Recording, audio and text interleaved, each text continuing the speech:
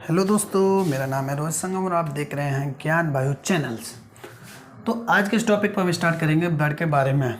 ठीक है, तो ब्लड से टॉपिक पढ़ने से पहले मैं आप लोगों से गुजारिश करता हूं कि प्लीज़ मेरे चैनल को सब्सक्राइब करना, लाइक करना और शेयर कर देना।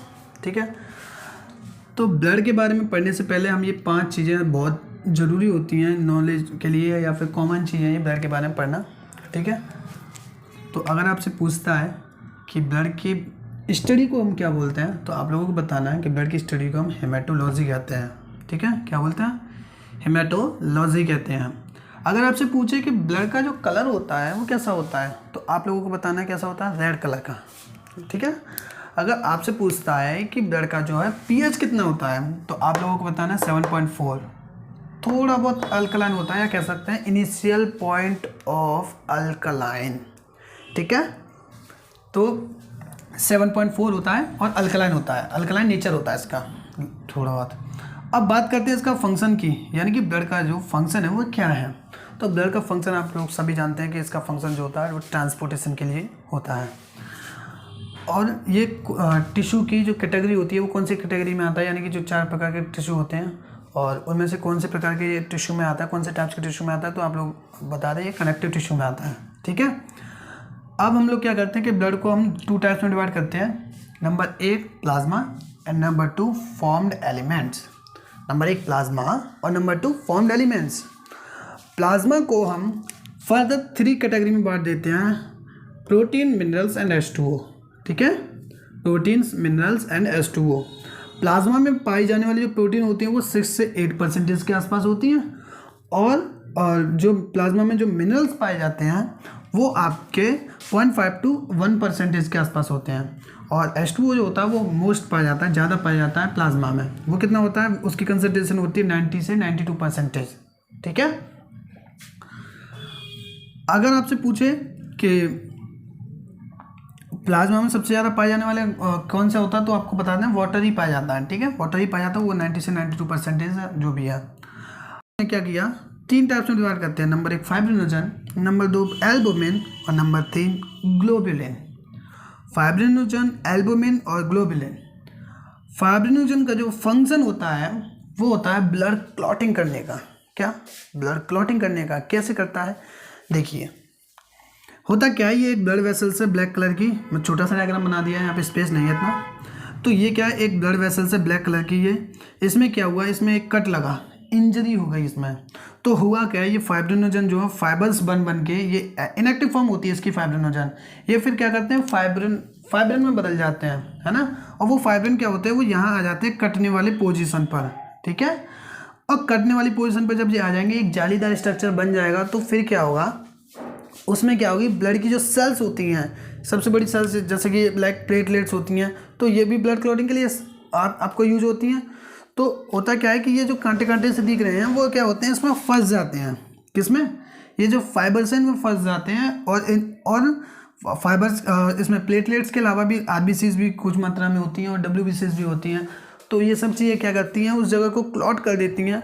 ठीक है, आप इस तरीके से भी समझ सकते हो कि आपने मूवीज़ में देखा होगा कि कहीं पे अगर जो बांध टूट जाता है तो उस जगह पे क्या करते हैं, सीमेंट की बोरियां या फिर सीमेंट के जो कट्टे होते हैं उनको डाल देते हैं, जिससे वो पानी रुक जाता है। ठीक ऐसा ही प्रोसेस इसमें ब्लड क्लॉटिंग के लिए होता है। ठीक है दोस्तों, तो अब फाइब्रिनोजन का जो फंक्शन है वो क्या होता है, ब्लड क्लॉटिंग होता है। और एल्बुमिन का जो फंक्शन होता है वो ऑस्मोटिक बैलेंस होता है। ऑस्मोटिक बैलेंस, ये कैसे होता है, ऑस्मोटिक बैलेंस क्या चीज़ है, इसको समझिए।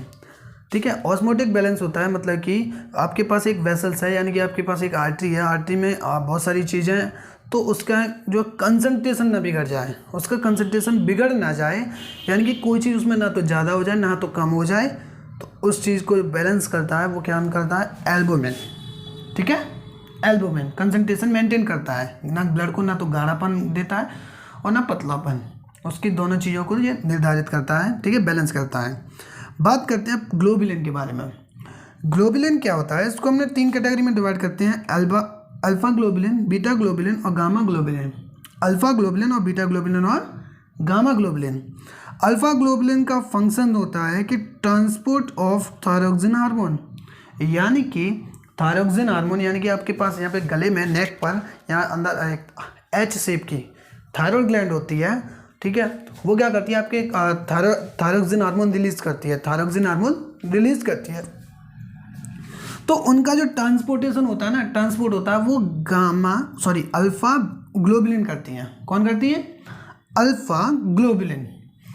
अब बात करें बीटा ग्लोबुलिन की, तो बीटा ग्लोबुलिन का फंक्शन भी ट्रांसपोर्ट है, पर ये क्या ट्रांसपोर्ट करते हैं? आयरन। क्या ट्रांसपोर्ट करते हैं ये? आयरन, ठीक है। बात करें गामा ग्लोबुलिन की, तो ये गामा ग्लोबुलिन जो है वो डिफेंस मैकेनिज्म करती हैं। क्या करती है? डिफेंस मैकेनिज्म, या कहें कि पैथोजन से फाइट करती हैं, ठीक है दोस्तों। तो आपने पढ़ा कि प्लाज्मा, हाँ, प्लाज्मा में जो मिनरल्स होते हैं वो लाइक सोडियम भी होते हैं, क्लोरीन भी, मैग्नीशियम भी, कैल्शियम भी और HCO3 भी, ठीक है। ये सारी चीज़ें आपकी प्लाज्मा में पाई जाती हैं। अब बात करें यहाँ पे अगली ब्लड का अगला टाइप है फॉर्म्ड एलिमेंट्स। इसकी जो कंसंट्रेशन होती है वो 45% होती है। कितनी? 45%। 45% इसकी कंसंट्रेशन होती है इनकी सेल्स की संख्या, यानी कि इनमें जो सेल्स हैं उनकी जो संख्या होती है वो 45% होती है। आपके अगर एक मैं डायग्राम बनाऊँ तो इनकी कंसंट्रेशन की, तो कहने का मतलब मान के चलिए ये कितना है, 100 ml मान के चलिए, 100 ml मान के चलिए एक तरीके से। तो आप लोगों को बता दूं कि जो 45 ml होगा ना, 45 ml वो यहाँ पे सेल्स का होगा। किसका होगा? सेल्स का, या कहेंगे फॉर्म्ड एलिमेंट्स। किसका? Formed elements. और ये जो हिस्सा होगा ये 55% किसका होगा? प्लाज्मा का। ये रेशियो आता है, ठीक है दोस्तों। तो फॉर्म्ड एलिमेंट्स की जो कंसंट्रेशन होती है वो 45% होती है, जिसमें आरबीसी, डब्ल्यूबीसी और प्लेटलेट्स तीनों पाए जाते हैं। आरबीसी का जो फंक्शन होता है वो ऑक्सीजन ट्रांसपोर्ट होता है। क्या होता है? Oxygen transport. इसको और बेहतर समझना है तो एक चीज़ आपको बता दूँ, एक एग्जाम्पल बता दूँ कि आपका जो ऑक्सीजन पहले आरबीसी जो होती है वो ऑक्सीजन ट्रांसपोर्टेशन करती है। तो अगर आपकी बॉडी में अगर आरबीसी कम हो जाती हैं तो आप लोगों को चक्कर आना स्टार्ट हो जाते हैं, चक्कर आते हैं, या फिर कहते हैं लगते हैं घबराहट होती है, या फिर आपकी सांस फूलने लग जाती है ना। तो जब आप डॉक्टर के पास जाते हैं तो डॉक्टर आपसे कहता है कि भाई टेस्ट कराइए, ब्लड के टेस्ट कराइए। तो वो आपको टेस्ट कराता है तो उसमें क्या आती है, जो आरबीसीज की संख्या होती है वो बहुत कम आती है ना, 2.2 मिलियन या फिर जो भी है, कुछ बहुत कम आती है, जिसकी वजह से क्या होती है, ऑक्सीजन ट्रांसपोर्टेशन कम हो पाता है, ऑक्सीजन का ट्रांसपोर्ट कम हो जाता है, ठीक है। तो ऑक्सीजन जब कम पहुँचेगी ब्लड में और जगह पे, सब जगह पे मतलब कम पहुँचेगी, तो भाई फिर तो दिक्कत आएगी, फिर चक्कर आएंगे, फिर आपको घबराहट भी होगी। समझ में आई? तो आरबीसी क्या करता है, ऑक्सीजन को कैरी करके, आरबीसी ऑक्सीजन को कैरी करके पकड़ के वो क्या करता है, इसको ट्रांसपोर्ट करता है। और आरबीसी का जो शेप होता है वो बाइकॉन्केव होता है। कैसा? बाइकॉन्केव। बाइकॉन्केव कैसा? जैसे कि एक कॉन्केव सरफेस ये रही और दूसरी कॉन्केव सरफेस ये रही, तो इसीलिए, और बाई माने कहते हैं हम दो कॉन्केव सरफेस, तो इसीलिए हम इसको बोलते हैं कि इसका जो सरफेस होता है वो बाइकॉन्केव सरफेस है, ऐसा, ठीक है। अब बात करें ये वाला कैसा स्ट्रक्चर, ये ऐसा मत समझना ये अंदर से हॉलो है, नहीं, हॉलो नहीं है ये। इसको आप समझ सकते हो कि आप एक गीली मिट्टी लीजिए, गीली मिट्टी उसको गोल गोल करिए, या फिर आटा लीजिए उसको गोल गोल कीजिए और उसको बीच में से प्रेस कर दीजिए अंगूठे से दोनों को, और जो शेप बनकर आएगा वो सेम जो स्ट्रक्चर होगा या शेप होगा वो आरबीसी का शेप होगा, ठीक है दोस्तों। बात करते हैं डब्ल्यूबीसी के बारे में। डब्ल्यूबीसी क्या होता है? इम्यून सिस्टम इसे बोलते हैं, ठीक है। ये पूरा इम्यून सिस्टम होता है, और आप लोगों को पता ही है इस समय पे कोविड वायरस बहुत फैल रहा है, ठीक है। तो मेरा सलाह है आप लोगों से, घर पे रहिए, सुरक्षित रहिए और मास्क लगा के रहिए और अपने इम्यून सिस्टम को मजबूत बनाइए। तो इसमें क्या होता है, इम्यून सिस्टम को हम 2 टाइप्स में डिवाइड करते हैं, ग्रैन्युलोसाइट्स और ए ग्रैन्युलोसाइट्स। क्या दोस्तों? ग्रैन्युलोसाइट्स और ए ग्रैन्युलोसाइट्स। ग्रैन्युलोसाइट्स में मैं आपको एक चीज़ बताता हूँ, यहाँ पे एक चीज़ बताना चाहिए मुझे, कि अगर आप लोगों को कभी बायो समझना है ढंग से, नहीं भाई मुझे बायो ठीक से समझना है, तो बायो के लिए आपको जो बायो में नेम दिए हैं, उसमें जो नाम दिए हैं और जो टर्म दिए हैं उसमें, उसका आप लोगों को मतलब समझ में आना चाहिए, तभी आप बायो पढ़ पाओगे, याद रख पाओगे, वरना आप बायो को रटते रह जाओगे और भूलते रह जाओगे। अगर आपको समझना है तो उसके टर्म को, उसके नाम का मतलब को समझना होगा। जैसे कि एक एग्जांपल बताता हूँ आप लोगों को, जैसे कि बायोलॉजी से ही समझते हैं, बायोलॉजी है ना। तो बायो का जो टर्म है उसका मतलब होता है लिविंग। क्या होता है दोस्तों? लिविंग। और लॉजी का जो मतलब है उसका मतलब होता है अध्ययन, है ना, अध्ययन। तो लिविंग ऑर्गेनिज्म का अध्ययन करना बायोलॉजी कहलाता है। ठीक है, इन टर्मों से हमने ये डेफिनेशन याद रखी है ना, रटी नहीं है। तो आप भी कुछ ऐसा ही कीजिए कि आपको रटना ना पड़े और कुछ टर्म से ही आपको बायोलॉजी याद होनी चाहिए। ठीक है दोस्तों।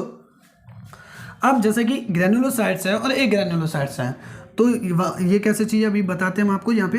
तो ग्रेन्यूल्स, जो ग्रेन्युलो है उसको हमने डिवाइड किया ग्रेन्युलो और प्लस साइट में, ग्रेन्युलो प्लस साइट। ग्रेन्युलो का मतलब है ग्रेन्यूल्स, ग्रेन्यूल्स, ग्रेन्यूल्स मीन्स दानेदार, है ना। यानी कि ब्लड में पाई जाने वाली जो सेल्स होती हैं उनमें अगर दाने जैसे स्ट्रक्चर पाए जाएंगे तो वो डब्ल्यूबीसी में पाई जाने वाली जो सेल्स हैं डब्ल्यूबीसी की, उनमें दानेदार जो सेल्स होंगी, है ना, दानेदार जिनमें पाए जाएंगे सेल्स में, उनको हम बोलते हैं ग्रेन्युलोसाइट्स। क्या बोलते हैं? ग्रेन्युलोसाइट्स। अगर हाँ, यहाँ पे ग्रेन्यूल्स माने दाने होते हैं और साइट्स माने सेल्स होती है। ठीक है दोस्तों। अगर जिन सेल्स में, जिन डब्ल्यूबीसी की सेल्स में दाने नहीं पाए जाएंगे उनको हम बोलते हैं ए ग्रेन्युलोसाइट्स। वो कौन सी कैटेगरी में आ जाते हैं? ए ग्रेन्युलोसाइट्स में। यानी कि ए ग्रेन्यूल्स का मतलब क्या होता है? जिनमें दाने नहीं, और साइट्स का मतलब होता है जिनमें सेल। साइट्स का मतलब क्या होता है? सेल। ठीक है दोस्तों। तो ग्रेन्युलोसाइट्स माने जिनमें दानेदार होंगे और ए ग्रेन्युलोसाइट्स माने जिनमें दाने नहीं होंगे। अब इसका फंक्शन तो मैंने आपको बता दिया, यानी कि प्लेटलेट्स ब्लड क्लॉट करने में ये हेल्प करती हैं। ठीक है दोस्तों। प्लेटलेट्स का फंक्शन क्या है? ब्लड क्लॉटिंग है, ज़्यादा कुछ नहीं है इसका फंक्शन। तो इसका बारे में हम आपको अगले टॉपिक पर पढ़ेंगे। इन तीनों को हम विस्तार से पढ़ेंगे।